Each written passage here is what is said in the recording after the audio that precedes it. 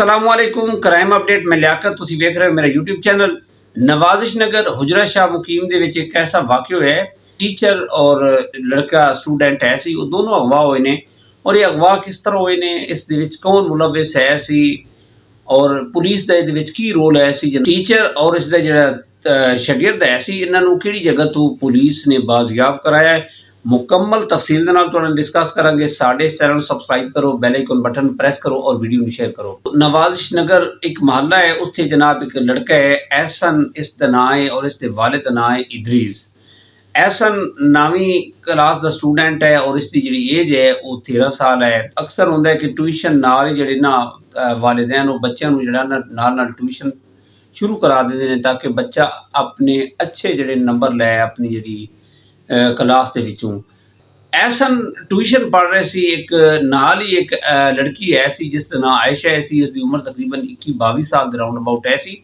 और एने एक अकेडमी बनाई हुई सी और बाकी इसके कोल बच्चे पढ़ते हैं जनाब, उन्होंने एक ट्यूशन पढ़ाती है। एहसन भी इहदे कोल पढ़ रहे सी जनाब, तकरीबन रूटीन के मुताबिक आ जा रहे सी। एहसन पढ़ रहे सी और इसका वालिद एक मुलाजिम है सी जनाब, और रूटीन के मुताबिक अपनी जिंदगी गुजार रहे सी। स्कूल तो बाद ट्यूशन जाता जनाब। अचानक इस तरह होया कि एक दिन एहसन गायब हो गया। एहसन ट्यूशन तो बाद वापस नहीं आया शाम को। इसके वालिद वालदा, इसकी जिहड़ी वालदा है उसका नाम है नाजिया।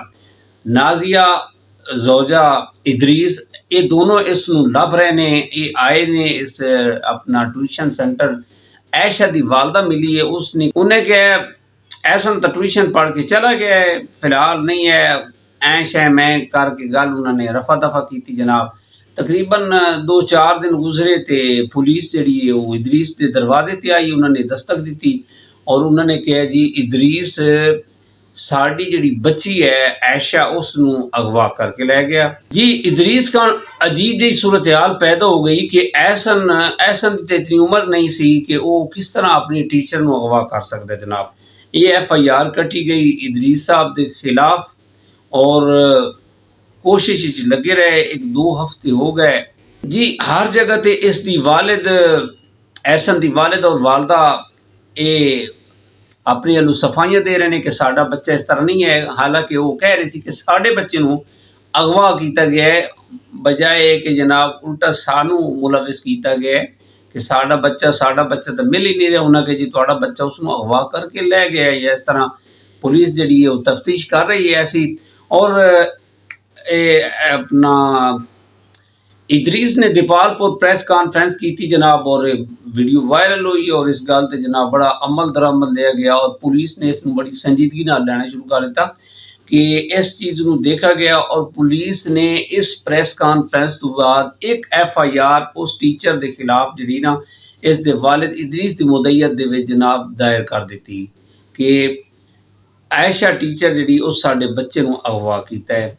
पूछताछ शुरू हो गई, पुलिस ने एक टीम तश्कील दी और इससे उन्हें बड़ा काम किया। इस जी SHO साहब एहसन हुजरा शाह मुकीम दे जनाब, उन्हें ये टारगेट समझ के जनाब इसनूं अचीव करना है सी और उन्हें तफ्तीश शुरू कर दी। एहसन दे वालिद इदरीस की मुदैयत दे विच जनाब मुकदमा दर्ज होया और तफ्तीश शुरू हो गई। और एक दिन SHO साहब ने उसका डेटा लिया। ऐशा के कोई रिश्तेदार इस्लामाबाद हैं और इस्लामाबाद जनाब इन्होंने इस चीज़ नूं रैफर किया। उत्थे जिहड़े SHO साहब SP साहब या DSP साहब हुजरा शाह मुकीम के जिहड़े SHO साहब उन्होंने हैल्प लई इस्लामाबाद पुलिस को जनाब, और उन्होंने डाटा फोरेंसिक ओवरऑल जिससे वो कालां कर रहे सी ट्रेसिंग की जनाब, तो पता लगा कि एहसन ऐशा के घरों बरामद होया जनाब, और ऐशा ने उन्होंने अगवा करके अपने कोल इस्लामाबाद रखे हुए सी जनाब। पुलिस ने उत्थों उन्होंने गिरफ्तार किया और ले आए। अजे मजीद छानबीन हो रही है, पुलिस चेक कर रही है कि आया इस दे विच कौन मुलविस है। ओवरऑल इन्हां दोनों नूं जिहड़ा ना आयशा और एहसन नूं शामिल तफ्तीश कर लिया पुलिस ने और चेक कर रही है। दोस्तों इस तरह के हालात चल रहे हैं। इसकी 13 साल उम्र है सी और इसके वालिदैन नूं चाहिए है सी कि इस ते नज़र रखनी। तुहाडे बच्चे अगर तुसी अपने बच्चे लेडीज़ टीचरां को जनाब पढ़ा रहे हो तो फिर उन्हें ते कम अज़ कम एक नज़र रखो कि आया वो पढ़ रहे ने या कि नहीं पढ़ रहे। इस तरह के हालात चल रहे हैं और इस तरह के वाक़यात आ रहे हैं। खुदा न खास्ता ऐसन दे नाल कुछ हो जाता जिस तरह, तो बाद दे विच इस दे वालिद दे उत्ते भी FIR हुई हुई सी। तो पुलिस के मुताबिक ना ऐशा लड़के नूं अगवा करके लै गई। ऐशा की उम्र तकरीबन 21 साल है सी और ऐसन की उम्र 13 साल है सी और मजीद पुलिस जी तफ्तीश कर रही है कि इस मेन जो किरदार है अगवा करने वाला वो किसका है। ऐशा के जोड़े घर वाले ने वो मुलविस तो नहीं है, दे वालिदैन।